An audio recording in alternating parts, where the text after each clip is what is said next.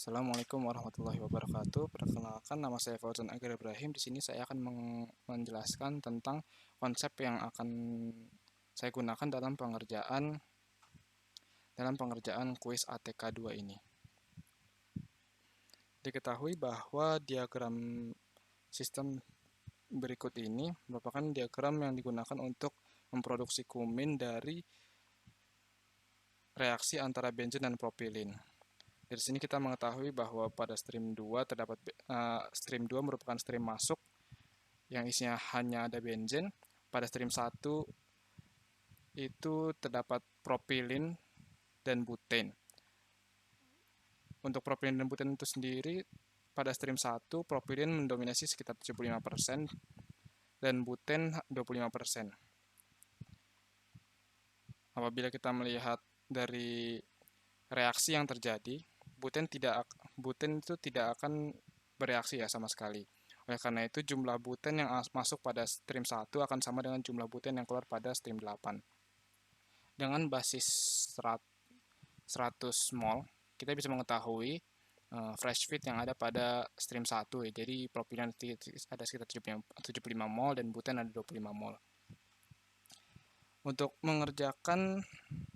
Untuk mengetahui komposisi dan molar flow rates pada tiap stream, itu kita bisa menggunakan kita bisa meninjau dari sistem overall terlebih dahulu, yaitu di mana hanya akan terdapat 4 stream apabila kita meninjau secara overall, yaitu stream masuk yaitu stream 2 dan stream 1, dan stream keluar ada pada stream 8 dan stream 10.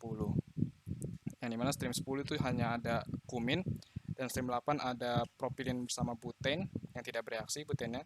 Lalu stream 1 ada propilin buten, dan stream 2 ada benzen saja.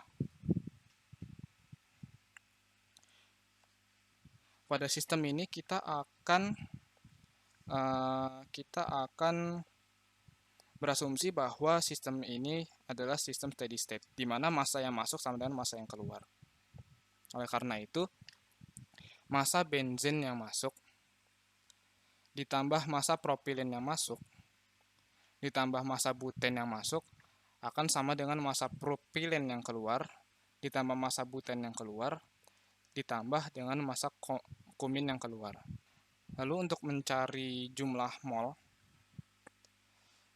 mol yang bereaksi pada reaktor, kita dapat menggunakan cara mencari reaksi membatas. Setelah kita mengetahui reaksi pembatas pada reaksi ini, dari situ kita dapat mengetahui jumlah mol produk atau kumin, yang mana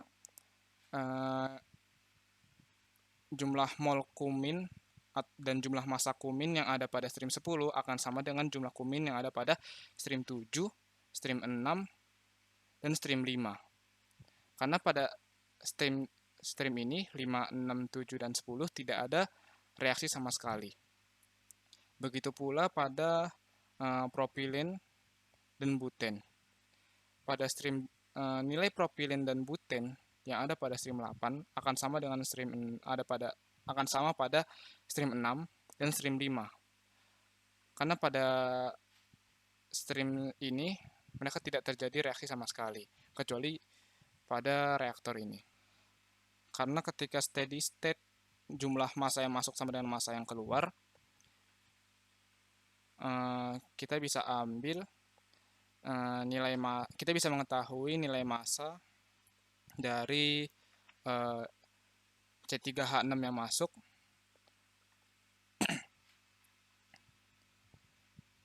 dengan memanfaatkan nilai yang sudah kita ketahui, nilai mol yang sudah kita ketahui berdasarkan basis. Lalu kita juga bisa mengetahui massa buten yang keluar. Untuk mencari massa benzen, kita dapat memanfaatkan data-data yang sudah ada seperti basis dan persentase pada stream 1. Dengan basis 100 kita dapat mengetahui bahwa jumlah mol yang ada pada stream 1 untuk propilen ada sekitar 75 dan buten ada 25. Dari situ kita bisa mengetahui nilai massa propilin yang ada pada stream 1 dan stream 8. Bagaimana cara kita menentukan jumlah propilin yang ada pada stream 8? Hal ini dapat diketahui dengan memanfaatkan data dari sini. Kita dapat mengetahui bahwa ada 80% reaktan yang akan bereaksi, sedangkan 20%-nya tidak akan bereaksi. Dari situ kita bisa mengetahui bahwa nilai konversi pada reaktor ada 80%, ada pada nilai 80%. Oleh karena itu, 85% dari 75 akan keluar pada stream 8 ini. Setelah mengetahui nilai propilen yang keluar pada stream 8, nilai massa yang keluar pada stream 8, lalu kita dapat mengetahui juga melalui reaksi pembatas jumlah kumin yang dihasilkan. Dari situ juga kita dapat mengetahui massa dari kumin itu. Karena dari saat mencari reaksi pembatas kita mengetahui nilai jumlah mol dari kumin, dan setelah itu bisa kita kalikan dengan MR, di mana hasil tersebut merupakan nilai massa. Nah, setelah kita mengetahui nilai massa dari propilin masuk dan propilin keluar, lalu kumin keluar, kita bisa mengetahui nilai dari jumlah benzen yang masuk ini dengan cara menjumlahkan jumlah massa yang keluar, yaitu propilin dan kumin. Kenapa buten di sini diabaikan? Karena buten yang masuk sama dengan buten yang keluar. Di situ kita bisa mencoret. Kembali lagi. Jadi jumlah massa propilin dan jumlah massa kumin dikurangi dengan jumlah massa propilin pada stream 1. Di situ kita bisa mendapatkan nilai dari massa pada benzen yang ada pada stream 2. Lalu diketahui rasio mol yang masuk dari stream 2 ke stream 3, yaitu perbandingan antara stream 2 dan stream 9 untuk jumlah bensin yang masuk, yaitu ada pada 1:3, yaitu setiap 1 mol bensin yang masuk dari stream 2 akan masuk 3 bensin recycle dari stream 9. Karena kita sudah mengetahui nilai mol bensin pada stream 2, kita dapat mengetahui nilai bensin pada stream 9 dengan menggunakan konsep rasio. Maka jumlah mol yang ada pada stream 3 dan 4, karena di heat exchanger ini tidak terjadi reaksi, maka jumlah mol yang ada pada stream 3 dan 4 merupakan penjumlahan dari nilai benzen dari stream 2 dan stream 9. Setelah kita mengetahui nilai buten pada stream 8, nilai buten pada stream 8 merupakan sama dengan nilai buten yang ada pada stream 6 dan stream 5, karena pada stream tersebut tidak terjadi reaksi. Begitu pula untuk kumin pada stream 7 dan stream 6 dan stream 5. Lalu untuk propilen yang keluar pada stream 8 itu sendiri, tadi sudah disebutkan, setelah mengalami reaksi dengan 80% konversi, maka jumlah mol yang keluar pada stream 8 merupakan 80% dari jumlah mol propilen yang ada pada stream 1. Lalu untuk nomor B, yaitu kita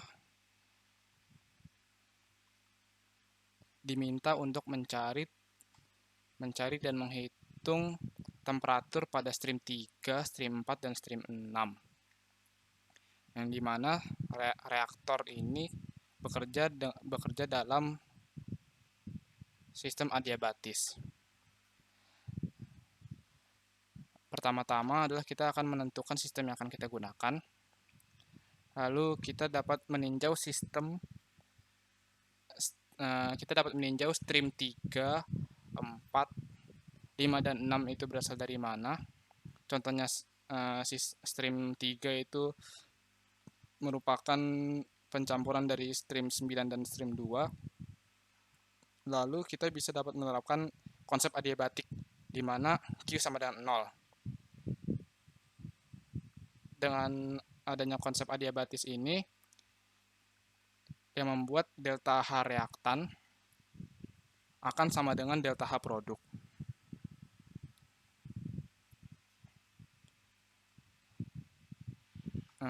Contohnya, delta H dari 2 dan 9 akan sama dengan delta H pada stream 3.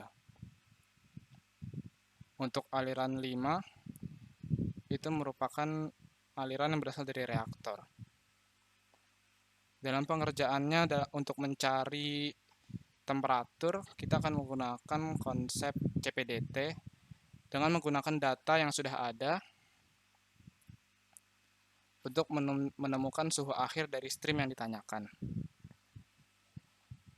Karena data yang diketahui pada diagram ini ada pada satuan Fahrenheit, maka perlu dikonversikan menjadi Kelvin agar dapat dihitung menggunakan data yang sudah disediakan pada tabel berikut ini. Mungkin sekian dari saya, mohon maaf atas apabila ada kesalahan.